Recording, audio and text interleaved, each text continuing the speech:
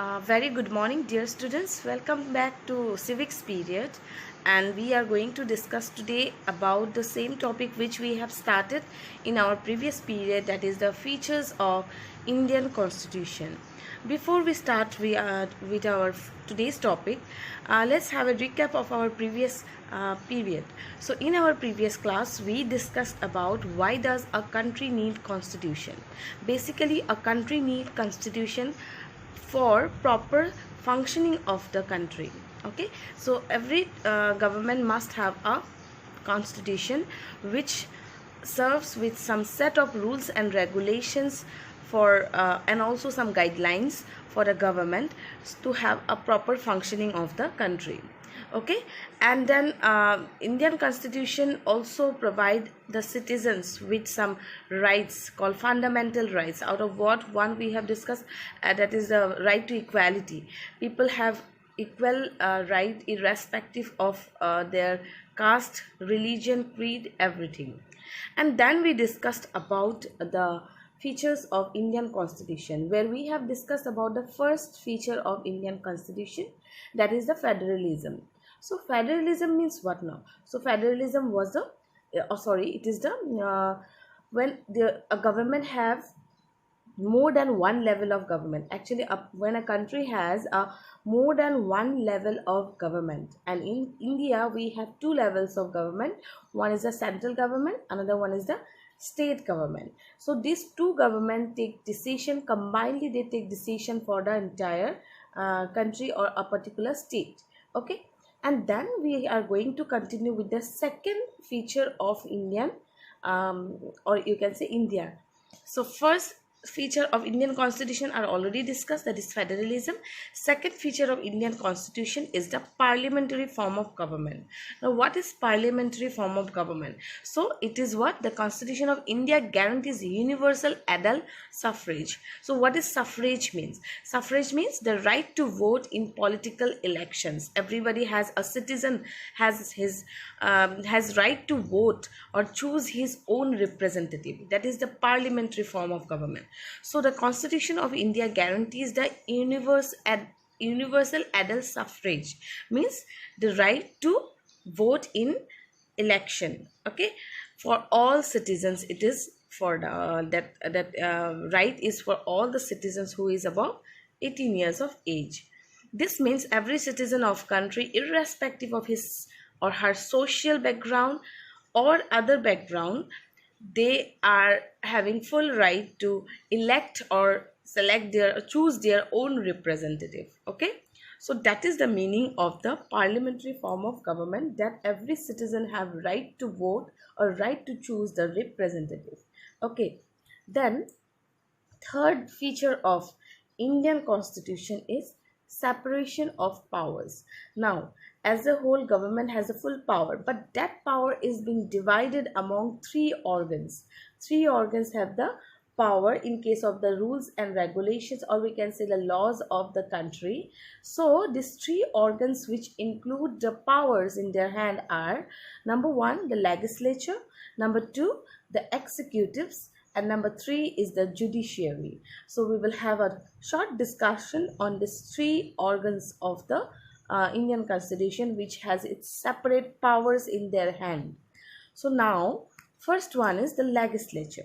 So legislature refers to our elected representative, the House of Representative it includes. Okay, so the elected representative means the people, or the the representative, the leaders, the political leaders which are chosen by us by electing them or by voting by the citizens. Okay, so those who makes the laws. So these selected representative, they makes the laws for the country, for the citizens, which can be agreed by every citizen. Okay, so these are the first one, that is the legislature, the House of Parliament, or we can say the House of Representatives, which are included, that is Rajya Sabha, Lok Sabha, that the representative are being selected by the people itself or by the citizens itself. So these includes, legislature includes the chosen, or we can say the elected representative by the citizens, okay, and they make the laws. Their main role is to make the laws. And who all are included here? The elected representatives, which are elected by the citizens. So legislature consists of elected representatives who makes the laws. So next is the executives. Executive means those who implement the laws as well as the other activities of the country. So executive is a smaller section of people or smaller group of people who are responsible for implementing laws and running the government. So it also includes the ministers and all, okay, president, ministers, because they are mainly the implementing the laws as well as they are also running the government, okay.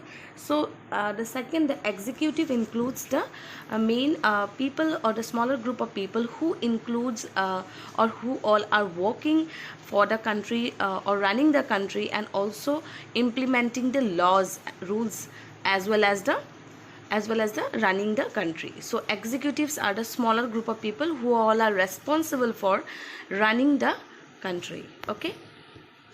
Next is the judiciary. Judiciary includes the courts of the country. So the highest level court is the Supreme Court, and then we have many other like state courts are there, high courts, and then even different small like DC courts and all we have. But mainly the high court, the Supreme Court is at the supreme level, which we can say. So it includes the courts of the country, okay. So the judiciary refers to the system of courts in the country who all settles the disputes. If there is any dispute among the citizens or maybe in the government, so these disputes are being settled by this court of justice, okay. So the judiciary system includes the courts of the country who all are responsible for solving the disputes and make sure that laws are obeyed by everybody, okay. And if anyone disobeyed the laws, then they can be in fact they are for violating laws or rules, they may get punishment as well. So anyway, the judiciary system includes the law the courts of systems of the country who all are solving the disputes. So we got three organs. Number one organ is what? It is the, I'll just show you back this one a slide. So number one, legislature, which includes the elected representative and whose role is to make the laws. Number two is the executive, the ministers and all, as well as the law like who all are responsible, whoever is related to implementing the laws and running the countries.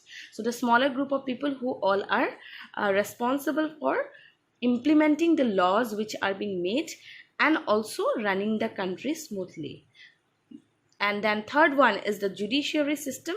Judiciary includes the court system of the country who all are responsible for looking after or solving the disputes among the citizens or in among the government or any citizen.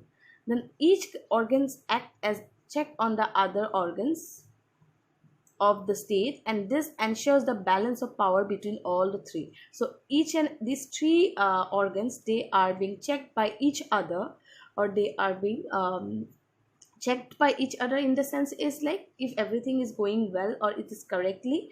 So these things are because they are the only the selected or elected members only. So each organ acts as a check on other organs, so they check over the other organ and of the state, and this ensures the balance of power between all the three. There is nothing like that one has more power, the other has low. So balance of power is being maintained by checking on each other's duties or each other's powers, okay. So that is all for today's class. So we have discussed about the features, the key features of Indian Constitution. Federalism, which are the levels of government, which include more than one level, that is central government and state level. Then we have discussed about the parliamentary form of government, where people or the citizens have right to elect their own leader. That is the another one. Then third one is the separation of laws. So laws has been separation of powers. So the powers are being distributed, or it has been separately found in three organs: legislature, executive and judiciary, okay. So these are all about for today's class. Please note down the points, and soon you will have your what to say, the last topic in our next period. Okay, and I'll also let you know about the chapter test. Thank you so much.